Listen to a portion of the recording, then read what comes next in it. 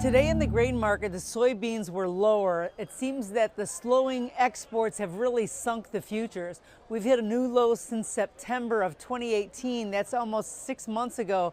And with no trade deal in sight, a big South American crop, everything is no bueno. I think that also acres could be a concern, and perhaps with the wet ground and the wet fields, that some of the corn acres will switch to soybeans.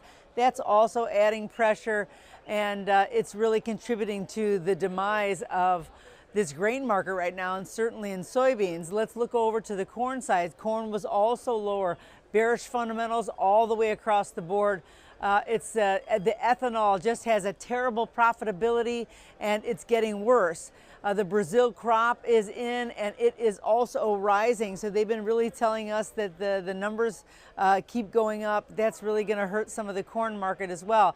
The China trade deal has just not gotten here. I know that they've been talking about now early June, but it seems that this has been the same narrative for the past year. So there's real worries, and I think that everyone is a little bit giving up hope right now. And it seems that the massive fund shorts are all very correct right now, and they're just hanging on their position, and they're a winner. So there's no reason to change that now.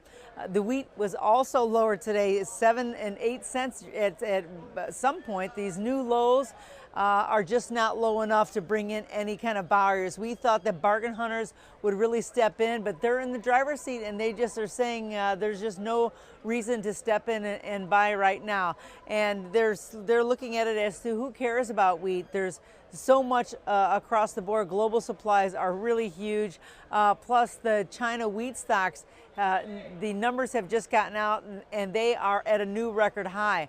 That could really be devastating to the wheat market around the world, and it's certainly hurting us here in the United States. So a sad state of affairs today. We were hoping to maybe get some footing, but it didn't. All isn't lost. We didn't really go down double digits, but it's a kind of a tough day. We're taking it on the chin. Let's see if tomorrow brings in any kind of support.